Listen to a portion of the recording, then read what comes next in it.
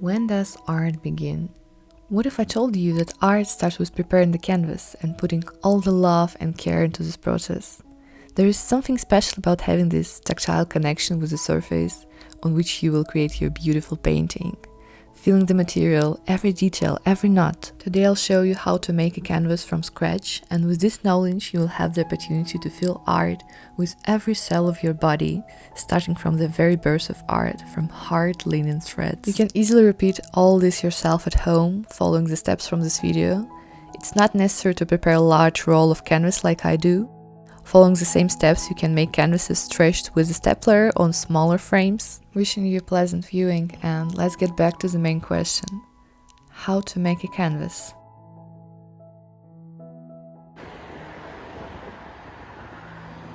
Right now we're in the dungeons of the Academy of Arts in St. Petersburg in a canvas making workshop.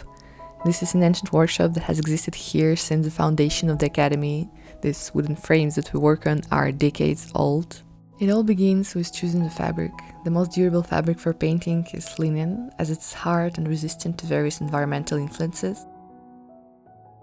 For stretching, we use large wooden frames with long nails. They are nailed to the back of the frame and their ends protrude outward. First, we need to secure one side of the fabric well to have the strong support for stretching the other sides. And there is always an instructor working here who is the keeper of the technology. The current instructor has been working here for over than 15 years. She guides us through the entire process, makes sure that there is no defects, and constantly gives us great advice. And so we begin to stretch our fabric into the frame in such way as not to disturb the thread flow. It's important to stretch evenly to prevent waves, over-tensioning or sagging. Similar methods are used when stretching the ready-made canvas on frame for painting. Here it's also important to keep your eye on the equality of stretch, so that the surface is perfectly flat.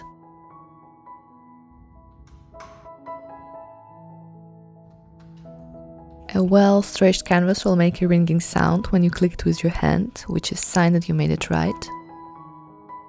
After stretching, we're sanding the surface of the canvas a little, so that the threads fluff up and we achieve better adhesion to the gelatin later.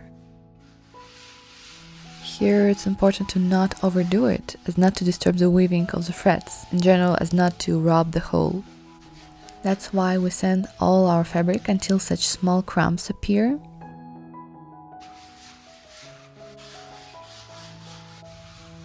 And then we need to brush it off so that our surface becomes completely clean and ready for applying the first layer of gelatin glue. But we still have not finished preparing the fabric. Most of this kind of linen fabric has knots, which will create an uncomfortable bump on the canvas after all the coatings, and it will be inconvenient for you to paint on these spots. So we get rid of these knots before gluing.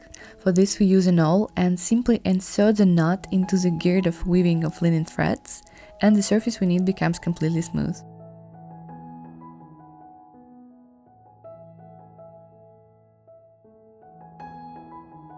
For the next type of work, I put on an apron because there will be a lot of splashing and mess. Now we're in the next room where the instructor is preparing gelatin and acrylic primer. Here I'm scooping freshly made cool gelatin from a large bowl. In art world, gelatin is known as type of natural glue. Art has been using this technology for centuries, but you've most likely seen it in the kitchen. It used to make jellies and other things in cooking. We use technical gelatin, it's not as purified and processed as one we use for cooking. We apply gelatin with a hard brush. These are shoe brushes. The first layer must be applied quickly so that the gelatin does not start to melt and flow. I apply a lot of gelatin so that all the spaces between the threads are immediately covered from the first layer. We apply gelatin with circular rubbing movements from the center to the edges. A layer of gelatin is needed to create a protective layer between the fabric and the primer, which will not allow moisture to pass through, which will damage the working surface, Gelatin also makes the surface smoother, and most importantly, it closes the holes in the weaving of the threads. And the primer does not leak to the other side of the canvas. I really like the smell of wet canvas. It's somewhat similar to the smell of fresh black bread. Some very natural, nice smell. It even looks similar. We check with our hand that the backside of the canvas is dry and the gelatin does not leak. In general, the whole process is quite fascinating, and probably watching from the side is even more satisfying. It's literally jelly in its original form without color or taste. For some reason, I'm very happy with the thought that I'm just brushing pieces of jelly back and forth. Such a fun activity. After that, we additionally go over with a spatula to smooth out the small pieces of gelatin and cover up all the holes well. For this, we lean the spatula against the fabric, because if you move it perpendicularly, you will simply remove all the gelatin applied before, and our goal, on the contrary, is to straighten the layer. At the end, I remove excess gelatin from the nails. And now we leave our canvas to dry for a day, so that tomorrow we can apply the second layer. Gelatin should dry well naturally, so we do not lean the canvas against the radiator or dry it with a hairdryer, but give it time to dry on its own. Heat exposure to gelatin can deprive it of all the qualities. If you've prepared gelatin at home, you know that it cannot be brought to a boil, it's just not intended for high temperatures. My instructor and I check the back of the canvas for any gelatin leaks. Usually small amounts still show through, and we remove it with a spatula so that it does not give us extra thickness on the canvas. Otherwise it will crack like a cracker. And that's it for the first day, and tomorrow we apply the second layer.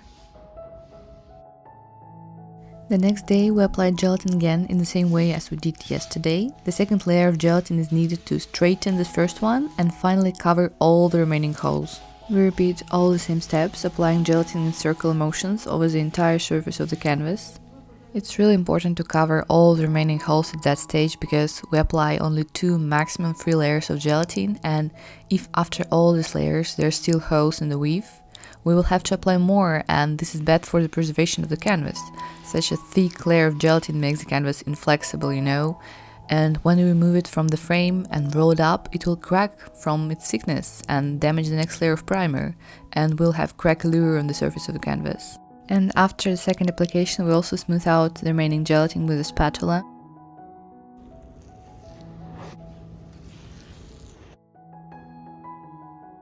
I do the final smoothing in the vertical position of the canvas, so I can see all the missed spots that are not visible under direct lighting. And then we leave our canvas to dry for another 24 hours. On the third day, when all the layers of gelatin have dried, we can finally apply acrylic primer. The primer is mixed here in this smaller room in a special machine. I have freshly prepared acrylic primer in my bowl, which we will now apply to our canvas. To apply the primer, we use softer brushes. You can also use an artist brush. The primer is applied in 2 layers, and both layers can be applied in one day because the drying period of the layer is 8 hours. Since acrylic primer starts to dry quite quickly, we do not apply it with rubbing circular movements like gelatin, otherwise it will quickly absorb air bubbles and start to dry and roll off, and we'll have small pieces and bald spots all around the canvas. So we work with straight painting movements and do not paint several times in one place. So the first layer is done, and we'll let it dry for 8 hours, so we'll come back soon for another layer.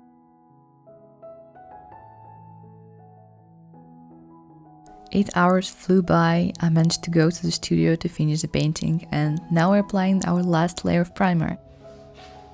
I really enjoy all this artistic handy labor. Indeed, preparing the surface painting on your own is very calming, and you're mentally preparing for the future creative painting work.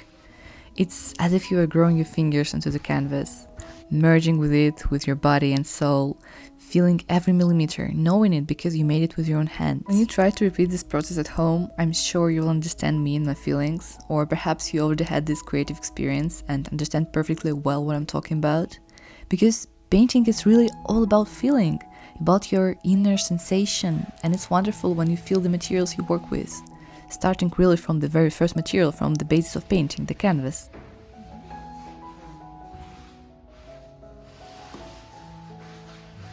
And we're actually done with all the canvas making process, so it's gonna dry for a while, and tomorrow we will take it back home.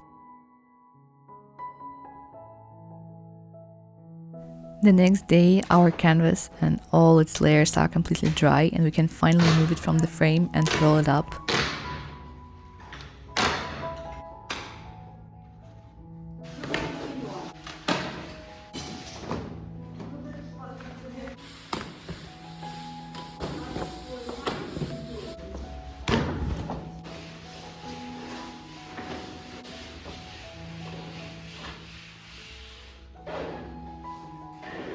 When rolling the canvas, it's important to roll its fabric inward and acrylic primer outward so that the primer does not crack. Because when primer is outside, it will stretch, and if you twist the primer inward, it will shrink and crack may appear. Now, after these 3 days of preparing the canvas, we can finally take it home and make a small canvas out of it.